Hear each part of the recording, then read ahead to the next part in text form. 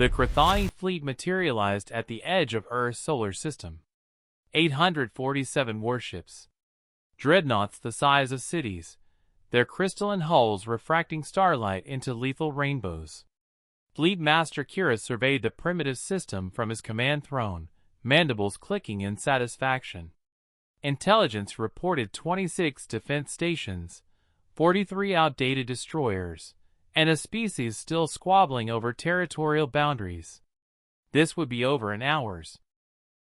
Communications, broadcast surrender terms, Kirith ordered. Standard protocol. 30 minutes to comply. The response came within seconds. Not from the expected government channels, but from a battered destroyer that looked like it had been welded together from scrap. The human face on the screen was scarred, one eye replaced with crude cybernetics. He was grinning. 30 minutes? The human's voice was rough, amused. You won't last 12. Kiritha's secondary arms flexed in what passed for laughter among his kind. You have 43 ships. We have 847. Your compliance is... The human cut him off. See, that's your first mistake. You counted ships. You should have asked who's flying them. The transmission ended. Sir, the human vessels are moving, his sensor officer reported. Formation is chaotic. No coordination. Multiple ships broadcasting different commands. It's like they're not even talking to each other. Primitives. Kirith dismissed. Probably arguing about who surrenders first. Weapons range in 4 minutes. Prepare firing solution on their orbital stations. On the destroyer Havoc's edge, Captain Marcus Cade leaned back in his command chair, still grinning. Around him, his bridge crew worked with manic energy. No uniforms. No discipline. Tattoos, scars, crude augmentations. Rodriguez had a shock collar still visible around his neck, deactivated now. Control chip destroyed the moment they'd been offered this deal. Chen's hands twitched toward weapons controls, eager. Vasquez was literally cackling as she armed the torpedo tubes. They weren't a crew. They were a prison block given a warship. Captain, Rodriguez called out, not bothering with military courtesy because there wasn't any. We got target lock on their 4 dreadnoughts. Range 40,000 kilometers. Permission to? Denied, Cade said. Wait until 35,000. I want to see their faces. They don't have faces like. I want to see their equivalent of shooting themselves, Rodriguez. 35,000. This was Earth's answer to the Krythani ultimatum. Every Supermax prison, every psychiatric military ward, every death row cell had been emptied. Murderers, war criminals, psychopaths, the violently insane, anyone too dangerous for normal society but still capable of following one simple order: destroy the aliens. No rules of engagement. No conventions. No mercy. The Krythani wanted war. They were getting something far worse. 36,000 kilometers, Chen reported. Their weapons charging. Energy signatures match projected values. Shields at maximum. Good, Cade said. Let them fire first. Kirith watched the targeting data scroll across his command display. These humans weren't even attempting evasive maneuvers. Their formation, if it could be called that, looked like debris floating randomly through space. Fire batteries 1 through 20. Demonstrate our superiority. Coherent energy beams lanced across the void. 40 separate weapons, each capable of vaporizing a small moon, converged on the lead human destroyers. Shields flared bright enough to white out sensors. When the light faded, the ships were still there. Scarred, blackened, but intact. Impossible, Kiritha's tactical officer breathed. Those shields shouldn't withstand. They're not shields, the sensor operator interrupted. They're plates. Physical armor. Meters thick. Ablative layering. They just absorbed it. Cade felt Havoc's edge shudder as energy washed over the hull. Paint vaporized. Outer armor layers boiled away. But the ship held. They'd reinforced these destroyers with every scrap of dense matter they could find. Tungsten, depleted uranium, compressed ceramics. Each ship was less warship and more flying bunker. 35,000 kilometers. Rodriguez announced, voice trembling with anticipation. All ships. Cade broadcast on the open channel. Weapons free. Kill them all. The human fleet opened fire. Not with energy weapons. Not with missiles. With railguns. 43 destroyers, each mounting 4 heavy magnetic accelerators, launched a synchronized volley. 172 tungsten penetrators, each weighing half a ton, accelerated to 0.4 light speed. The Krythani shields, designed to deflect energy and disperse radiation, did absolutely nothing against solid matter moving at relativistic velocities. 3 Krythani destroyers simply ceased to exist. Tungsten punched through their crystalline hulls like they were soap bubbles, the kinetic energy transfer shattering molecular bonds. Each ship compressed to half its width in microseconds before reactors breached.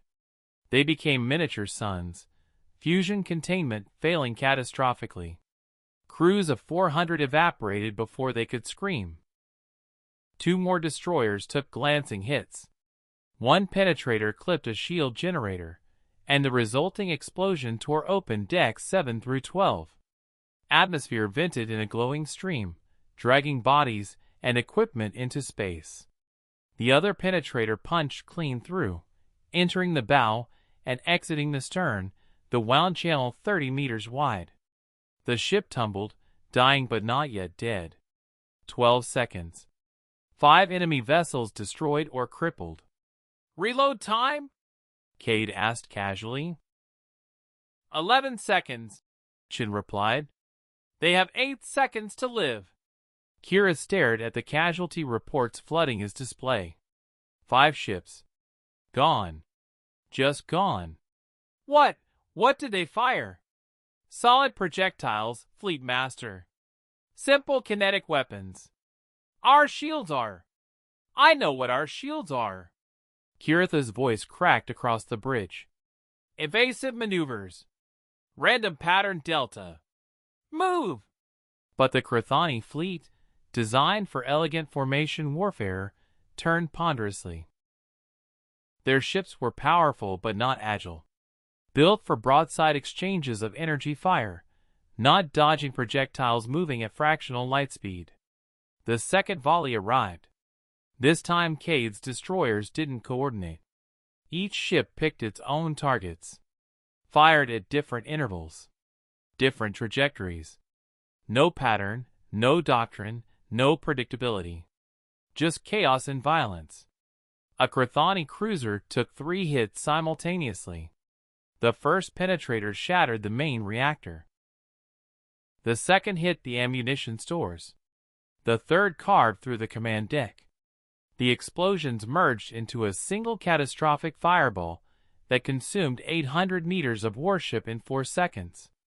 Vasquez laughed as her screen showed the destruction. Did you see that? Did you fucking see that? I want another. You'll get plenty, Kate assured her. Tactical. What's their formation doing? Fragmenting, Rodriguez reported. 6 different ships broadcasting contradictory orders. They're confused as hell. They should be. The Krythani had spent decades studying human military doctrine through intercepted transmissions. They'd analyzed Earth's wars, studied tactics, predicted strategies. They'd prepared for organized resistance. Instead, they got 43 ships full of criminals who didn't follow orders, didn't coordinate, and didn't care if their tactics made sense, as long as they worked. Some ships charged directly at the enemy. Others hung back and sniped. 2 destroyers literally rammed Krythani vessels at full thrust, their reinforced bows crumpling alien hulls before breaking apart themselves. The prisoners didn't care. They were dead men anyway. Might as well take some aliens with them. Kirith watched his fleet disintegrate. 12 ships destroyed in 4 minutes. His tactical doctrine, refined over centuries, meant nothing. You couldn't predict madness. Couldn't counter insanity. Commit the reserve squadrons. 40 dreadnoughts. Crush them with mass. The massive vessels accelerated forward, each one carrying firepower equivalent to the entire human fleet. Surely weight of numbers would. The human ships scattered. No formation, no defensive line. They just fled in random directions. Except they weren't fleeing. They were drawing the dreadnoughts into overlapping fields of fire from the defense stations. Earth's orbital platforms, dismissed as primitive, opened fire. Not with energy weapons. With missiles. Thousands of them. Nuclear missiles. The Krythani shield stopped the first 100 easily. Energy barriers flared, containing the fusion detonations. But humans didn't care about efficiency or elegance. They just kept firing. 500 missiles. 1,000. 2,000. Each one adding thermal stress to the shield's overwhelming heat dissipation systems. The first dreadnought's shields collapsed after the 800th impact.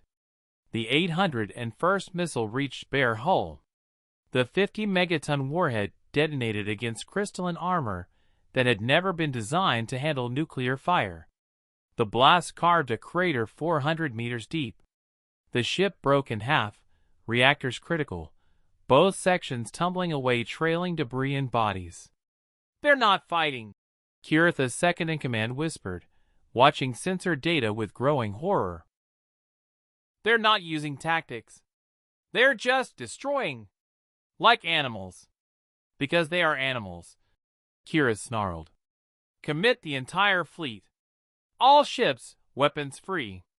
Burn every human vessel from space. Now!" 829 warships surged forward. Every weapon charging. Enough firepower to sterilize a planet. On Havoc's edge, alarms shrieked as sensors detected the massive energy buildup. Rodriguez looked at Cade with something approaching fear. "Captain, they're committing everything. We can't." "Yes, we can," Cade interrupted, his grin widening. He opened a channel. "All human vessels, Protocol Omega." "Repeat, Protocol Omega?" "What's Protocol Omega?" Vasquez asked. "You'll see." Cade's cybernetic eye glowed red as he input his authorization codes. "Fleet Master? You wanted to see what humans are capable of? We've been holding back." Across the system, at the edge of sensor range, stealth fields collapsed. Not dozens of ships. Hundreds. 387 more destroyers, each one crewed by prisoners given the same deal: fight or die.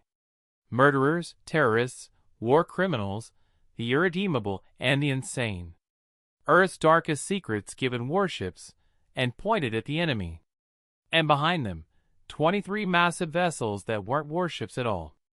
They were prison barges, each one containing 50,000 inmates. The truly dangerous ones. The ones too violent even for the destroyer crews. "You see, Fleet Master," Cade broadcast, "those 43 ships? That was a test. We wanted to see if you were worth releasing the real monsters." The prison barges opened their hangar bays. Assault pods began launching. Thousands of them.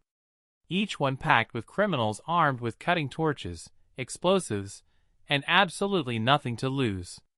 They were going to board the Krythani ships. Kira stared at the sensor data, his alien physiology experiencing something his species rarely felt. Primal terror. The humans weren't fighting a war. They were purging their prisons by using them as weapons. And they were winning. "All ships," Kira transmitted, voice breaking. "All ships, execute emergency FTO. Havixage fired. A single railgun round, perfectly aimed. The tungsten penetrator crossed 40,000 kilometers in under a second and punched through the command deck of Krythani's flagship. The Fleet Master's transmission cut off midward as vacuum claimed the bridge. Cade watched the flagship tumble, dead but not yet exploded. "Reload," he ordered. "And someone tell those boarding pods to save a few ships intact. I want trophies." Around Earth, 430 destroyers and 23 prison barges accelerated toward 800 Krythani warships. The aliens had wanted war. They were getting an apocalypse crewed by psychopaths. And the real battle was just beginning. The first boarding pod hit the Krythani cruiser Stellar Wrath at 300 meters per second. Shaped charges detonated on impact, carving a 12-meter hole through the hull. 30 seconds later, the pod's doors blew outward and 17 humans poured into the alien ship. They weren't soldiers. Prisoner 847 Delta had murdered his entire unit during a psychotic break. Prisoner 291 Charlie was serving 6 consecutive life sentences for war crimes. Prisoner 553 Bravo had been deemed too unstable for execution. They couldn't find psychiatrists willing to evaluate him. Now they wore crude vacuum suits, carried plasma cutters and improvised explosives, and had been given one simple instruction: kill everything. The Krythani security team that responded lasted 40 seconds. The prisoners didn't use tactics. They didn't take cover. They just charged, screaming, firing stolen weapons, and swinging cutting torches like clubs. When 847 Delta took a plasma bolt to the chest, he kept running for another 6 steps before collapsing. When the Krythani tried to retreat and seal bulkheads, the prisoners just cut through the doors. "This is Stellar Wrath to Fleet Command," the ship's captain transmitted, voice breaking. "We have hostile boarders, Deck 7. They're not stopping. They're killing everyone. Crew is evacuating sections, but they just keep." The transmission ended in screams and the sound of bulkheads rupturing. 23 prison barges had launched 4,000 boarding pods. 3,200 made contact with Krythani vessels. Each pod carried between 15 and 30 prisoners. The math was simple and horrifying. Roughly 70,000 violent criminals were now loose inside the alien fleet. On the bridge of the Krythani dreadnought Crystalline Supremacy, Vice Admiral Thelkar assumed fleet command. Around him, displays showed chaos. 62 ships reported boarders. 17 had gone silent completely. The human destroyer fleet was still firing, still advancing, and now his own ships couldn't maneuver without risking collision with boarding pods still in flight. "All ships, emergency protocols," Thelkar ordered. "Activate internal suppression systems. Then compromise sections to space. Kill the boarders." A cruiser commander responded immediately. "Sir, we tried venting. They're in vacuum suits. We tried nerve gas. They have rebreathers. We tried." An explosion cut off the transmission. When it resumed, the voice was different, rougher, human. "Thanks for the ship, asshole." The cruiser's engines flared, and the vessel turned, its weapons now targeting other Krythani ships. "They took the cruiser," Thelkar's tactical officer reported, voice hollow. "Prisoners have control. They're firing on our formation." Cade watched the hijacked cruiser open fire on its former allies and laughed. "Prisoner batch 847. I remember that psychotic bastard. He always wanted a bigger ship." "Sir, we're receiving transmission requests from 16 captured vessels," Chin reported. "The prisoners are asking for targeting data? Give it to them," Cade ordered. "And tell them any ship they capture, they get to keep after this is over. You're giving convicted murderers warships? If they survive this, they'll have earned them." Cade opened a fleet-wide channel. All human vessels. The enemy is fragmenting. Break formation. Free fire protocols. Hunt them down. The destroyer fleet shattered into individual hunters. No coordination, no doctrine, just pure predatory instinct. The Krythani had trained for formation warfare, for elegant tactical maneuvers and coordinated strikes. They couldn't adapt to this, couldn't predict it. A destroyer would appear from behind a debris field, fire 3 railgun rounds into a cruiser's engines, and disappear before return fire arrived. Another would use a crippled alien ship as cover, waiting until a target passed within point-blank range before unleashing a full broadside. Rodriguez tracked a fleeing Krythani destroyer, fired once, and watched tungsten shear off the ship's entire port side. The vessel tumbled, bleeding atmosphere and bodies. Scratch one. Reloading. Who's got next? I do, Vasquez called out, firing at a cruiser attempting to break orbit. Her round hit the reactor housing dead center. The explosion was visible for 3 seconds before fading. That's 7 for me. Who's behind? Still me at 7, Chin replied. But I'm about to make it 8. This isn't a competition, Cade interrupted mildly. Sir, respectfully, it absolutely is, Rodriguez said. Chun, you're at 7. I'm at 9. Stay behind, rookie. This was why Earth had emptied its prisons. Normal military discipline would never work against the Krythani. But psychopaths thrived in chaos. They adapted instantly, innovated brutally, and felt no hesitation about tactics that would horrify regular soldiers. Thelkar watched his fleet dissolve in real time. 78 ships destroyed. 16 captured. 42 reporting hull breaches from boarders. The human destroyers weren't just fighting, they were hunting, pursuing individual ships like wolves running down prey. And somehow, impossibly, they were winning.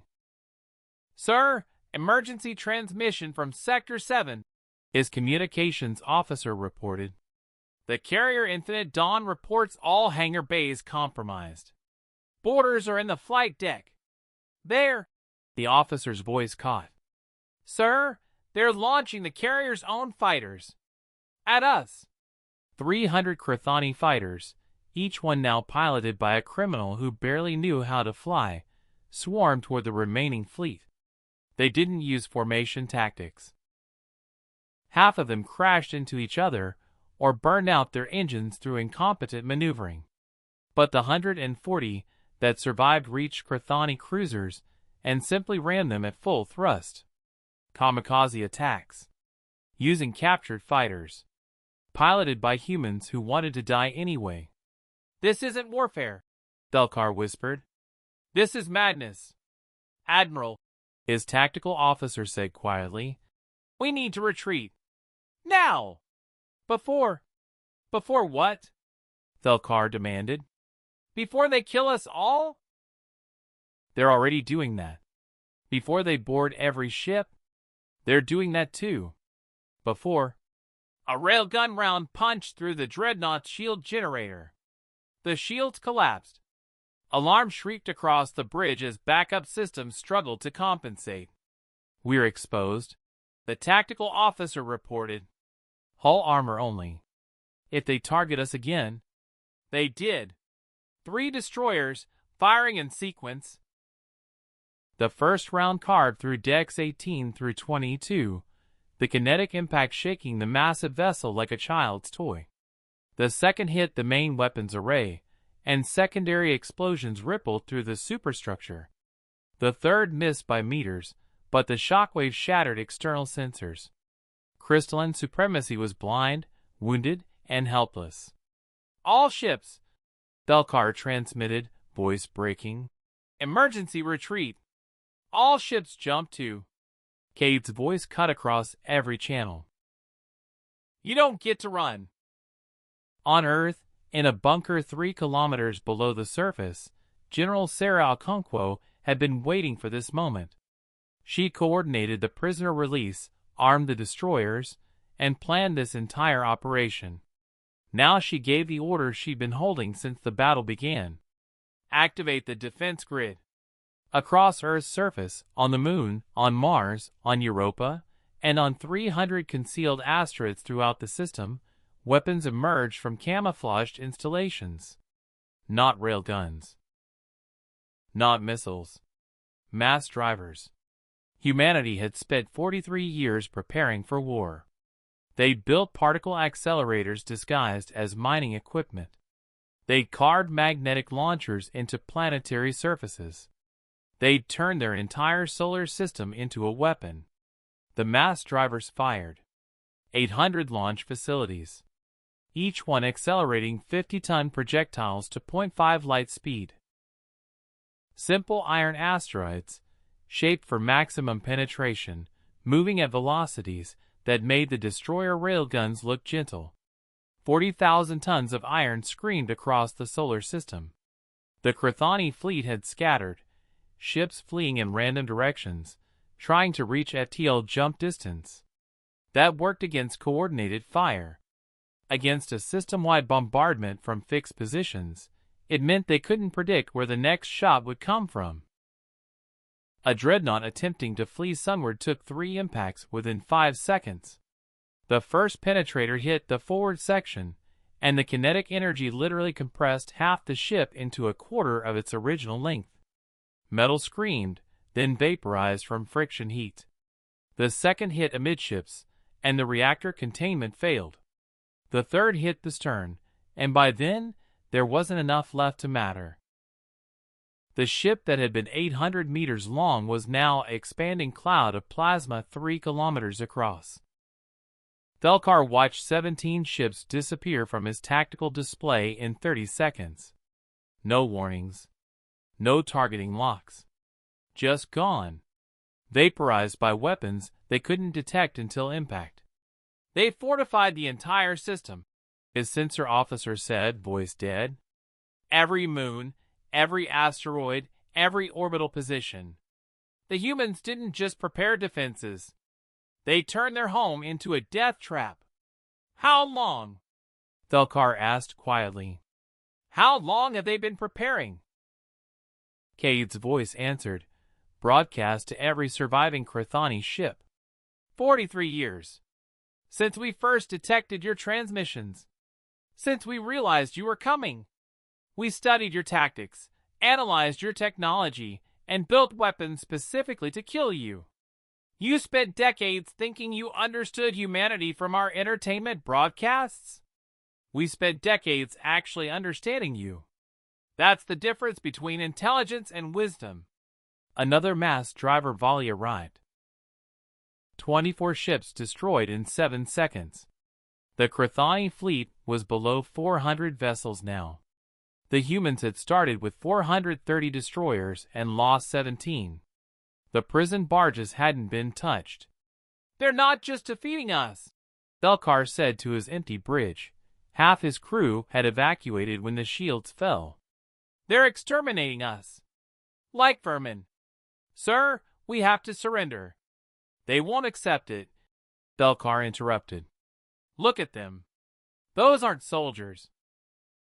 They're criminals. Killers. The kind of beings every civilized species locks away. And Earth released them all, gave them warships, and pointed them at us. Do you understand what that means? The tactical officer was silent.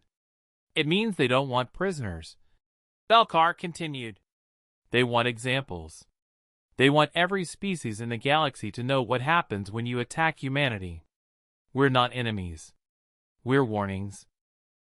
On Havoc's edge, Vasquez reported sensor contacts approaching from Jupiter orbit. Captain, we've got new contacts. 64 ships. Configuration unknown. They're not Krythani, and they're not ours. Who? Those are ours, Cade said quietly. You didn't think the prisons were our only secret, did you? The 64 vessels weren't warships.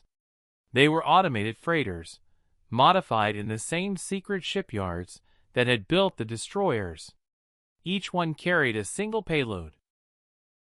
A kinetic kill vehicle weighing 2,000 tons, accelerated by fusion drive to 0.6 light speed.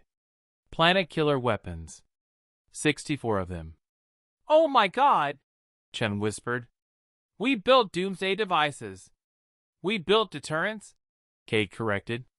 "We built weapons so terrible that anyone thinking about attacking Earth would stop and reconsider." The Krythani didn't stop. So now they see what we were willing to deploy. The 64 freighters didn't fire. They just approached. Weapons armed, targeting solutions locked on every remaining Krythani vessel, but not firing. Not yet. The message was clear: surrender, or we end this in 64 simultaneous apocalypses. Thelkar stared at the sensor readings. Each of those kinetic vehicles carried enough energy to crack a moon. 64 of them. The humans had built weapons that could shatter worlds. And they kept them hidden until now. "Open a channel," Thelkar ordered. "All Krythani vessels. Cease fire. Power down weapons. We surrender." "Sir, the Empire will." "The Empire sent us to die," Thelkar said bitterly. "Better to surrender to humans than be vaporized for pride." He opened a direct channel to the human fleet. "This is Vice Admiral Thelkar of the Krythani Empire. We surrender unconditionally. Please, please stop killing us." Cade looked at his crew. Rodriguez was grinning. Chen looked stunned. Vasquez seemed disappointed the fight was ending. He opened a response channel. "Negative. You don't get to surrender yet." Cade's words hung in the void. Thelkar's reply came immediately, voice cracking with desperation. "We've powered down weapons. We're defenseless. We surrender. You came to our system with 847 warships." Cade interrupted, voice cold as vacuum. "You gave us 30 minutes to comply. You were going to exterminate us, enslave us, or worse. Now you want mercy after 4 hours?" He leaned forward in his command chair. "Here's what's going to happen. You're going to sit there, weapons down, and think about your choices. And we're going to finish this battle our way. Please." Cade cut the transmission. He opened the fleet channel. "All human vessels, weapons free on fleeing targets only. Any ship maintaining position and powered down, mark but don't fire. Any ship trying to run? Kill it." 47 Krythani ships were already attempting to break away from the main fleet, engines flaring as they burned toward FTL jump distance. They'd ignored their admiral's surrender order, choosing flight over capitulation. The human destroyers hunted them down like wounded prey. Havoc's edge targeted a cruiser running at maximum acceleration.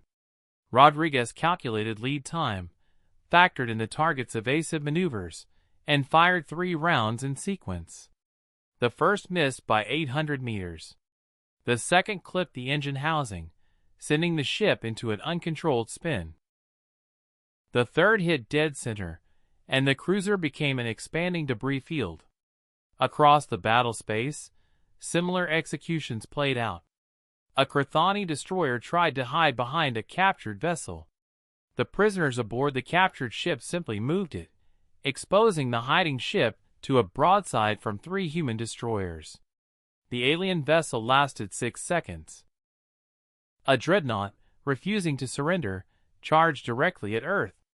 It made it 4 million kilometers before 12 mass driver rounds converged on its position from different planetary installations. The kinetic impacts happened within 2 seconds of each other. The first 4 shattered the hull. The next 4 pulverized the debris. The final 4 simply ensured nothing larger than a human fist remained intact. The Krythani who'd chosen to run died badly. Not quick deaths from reactor breaches, but slower destructions, engines disabled, life support failing, hulls breached, crews evacuating into vacuum, while human ships circled and watched. It took 19 minutes to hunt down all 47 fleeing vessels. When the last one stopped transmitting, Cade opened the channel to Thelkar again. "Now you can surrender." The alien admiral's voice was hollow. "Why? Why make us watch?" "Because the next species that thinks about attacking Earth needs to understand something," Cade replied. "We don't accept surrender when it's convenient for you. We accept it when we're done. Remember that. Tell every species you meet. Earth sets the terms, not you." "Understood," Thelkar whispered. Cade broadcast to the remaining Krythani fleet. 312 ships, damaged, crew depleted, completely beaten. "You will maintain current positions for the next 6 hours. Any ship that moves without permission will be destroyed. Any ship that powers weapons will be destroyed. Any ship that attempts communication with your empire will be destroyed. You are prisoners now. Act like it." Across the Krythani fleet, ships went dark. Engines shut down. Weapons systems went cold. They floated in space, waiting for whatever came next. General Okonkwo watched the tactical display from her bunker on Earth. The battle was over. She opened a secure channel to Fleet Command. "All vessels cease fire. Damage reports." The numbers came in quickly. 17 destroyers destroyed. 34 damaged but reparable. 12 prison barges damaged, none destroyed. Total human casualties: 94 crew dead, 212 wounded. Most of the dead had been from the boarding pods, prisoners who died taking alien ships. The Krythani losses were catastrophic. 535 warships destroyed outright. 312 captured or forced to surrender. Casualty estimates: 42,000 dead, another 18,000 wounded or captured. Fleet strength, effectively 0. Battle duration, 4 hours and 17 minutes. Okonkwo allowed herself a small smile. 43 years of preparation. Emptying the prisons. Building secret weapons. Turning the solar system into a fortress. And it had worked perfectly. "Ma'am," her aide reported, "we're receiving transmissions from neutral species throughout the sector. They were monitoring the battle." "What are they saying?" "They're updating their star charts. Sol system is being reclassified as Omega-level threat.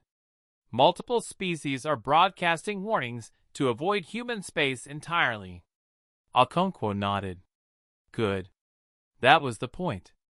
On the captured Krythani cruiser Stellar Wrath, prisoner 847 Delta sat in the captain's chair, dried alien blood still coating his stolen vacuum suit. Around him, 16 other prisoners were trying to figure out the ship's controls. Half the consoles were in languages they couldn't read. The other half were damaged from the boarding assault. "We actually get to keep this?" someone asked. "That's what the captain said," 847 Delta replied. He looked around the alien bridge. So different from human design, all curves and crystals where human ships were angles and steel. "We fought for it. We bled for it.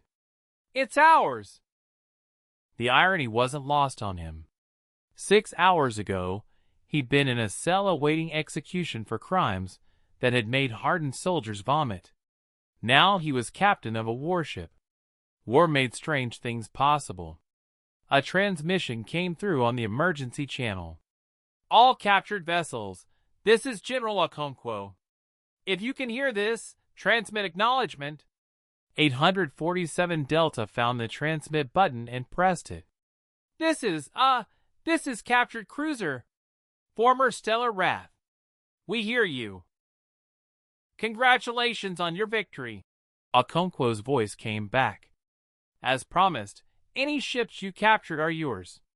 You'll receive training on operating them properly, and you're now considered auxiliary fleet assets. Your criminal records are expunged. You're free citizens." Silence on the bridge. Then someone laughed. Then someone else. Soon all 16 prisoners were laughing, the sound edged with hysteria. They'd been sent to die and instead became ship captains. Only humanity could make that deal and follow through. On Havoc's edge, Cade watched his crew celebrating. Rodriguez and Chen were arguing over final kill counts. Rodriguez claimed 11. Chen insisted on 13 if you counted shared kills. Vasquez was already drunk somehow, having found alcohol in an emergency locker that definitely shouldn't have contained alcohol. "Sir, message from General Okonkwo," the communications officer reported. "All destroyer crews are being granted full pardons." Effective immediately. Cade nodded slowly. He'd expected this, hoped for it, but hearing it confirmed felt strange. Pass it to the crew. The cheering was immediate and deafening. Pardons. Freedom. They'd won the battle and won their lives back. Cade stood and walked to the forward viewport. Beyond the armored glass, the wreckage of the Krythani fleet floated in silence. Hundreds of destroyed ships. Thousands of bodies drifting in vacuum. The price of underestimating humanity. He thought about the deal he'd been offered 6 months ago. Fight or die. Take a warship, crew it with murderers and psychopaths, and defend Earth against an overwhelming invasion. At the time, it had seemed like execution with extra steps. Give the condemned a dramatic death instead of a quiet one. But they'd won. The criminals had beaten the Empire. Because that's what the Krythani had failed to understand. Violence isn't weakness. The capacity for brutality, channeled properly, becomes strength. Every species had killers, had monsters. But only humanity had figured out how to weaponize them. In orbit above Earth, civilian ships began approaching the battlefield. Recovery crews would spend months salvaging the wreckage. Engineers would study Krythani technology. Xenobiologists would examine the alien dead. Earth would learn everything possible from this victory. Deep in space, aboard his crippled dreadnought, Thelkar watched human ships moving through the debris field. Efficient, methodical, professional. The same species that had released criminals to fight their battles was now conducting cleanup operations with military precision. He understood now. The humans hadn't used criminals because they were desperate. They'd used them because they were effective. Because normal soldiers might hesitate, might show mercy, might follow conventions. But Earth had stripped away all pretense of civilization and shown the Krythani what humans were really capable of when rules didn't matter. "Sir," his surviving tactical officer said quietly, "the scouts are reporting. 23 other species were monitoring the battle. All of them have updated their threat assessments on humanity. Sol system is now classified as extreme danger. First contact protocols are being rewritten to avoid human space entirely." "Good," Thelkar said bitterly. "Maybe we saved lives by dying here. Maybe other species will be smarter than we were. What do we tell the Empire? The truth. That we attacked what we thought was a primitive species, and they annihilated us with weapons we didn't expect, tactics we couldn't counter, and a willingness to do whatever it took to win. That humanity fights without honor, without mercy, and without limits." Thelkar's voice dropped to a whisper. "And that we're fortunate they let any of us survive." Across the galaxy, the message spread. Species updated databases, modified star charts, rewrote first contact procedures. The human homeworld, marked previously as low-threat primitive civilization, was now flagged with every warning indicator available. Approach with extreme caution. Do not engage militarily. Recommended action. Avoid entirely. Humanity had announced its presence to the galaxy in the most unmistakable way possible. Through overwhelming, undeniable, brutal victory. On Earth, 6 billion humans watched the orbital displays showing captured alien vessels and wreckage fields. They'd been terrified 6 hours ago. Now they were celebrating. Not because they loved war, but because they'd proven something important. Earth was not prey. Cade remained at the viewport, watching debris tumble through the void. His crew was celebrating behind him, but he felt oddly quiet. They'd won. Earth was safe.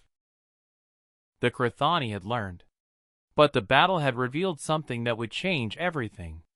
Humanity had removed its mask, shown what it could do when threatened. The galaxy would never see Earth the same way again. Maybe that was good. Maybe being feared was better than being prey. He opened a final transmission to the captured Krythani fleet. "This is Captain Marcus Cade, Commanding Officer Destroyer Fleet. You came to Sol System with 847 warships. You gave us 30 minutes to surrender. We gave you 4 hours to understand your mistake." He paused, choosing his words carefully. "Tell your empire.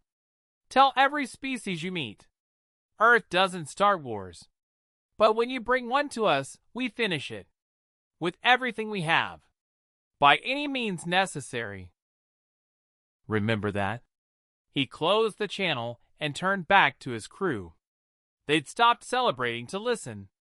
Now Rodriguez raised a stolen Krythani bottle, who knew what it contained, and grinned. "To humanity, sir. Scariest damn species in the galaxy." Cade allowed himself a smile. "To humanity. We don't bow?" The crew echoed it. "We don't bow?"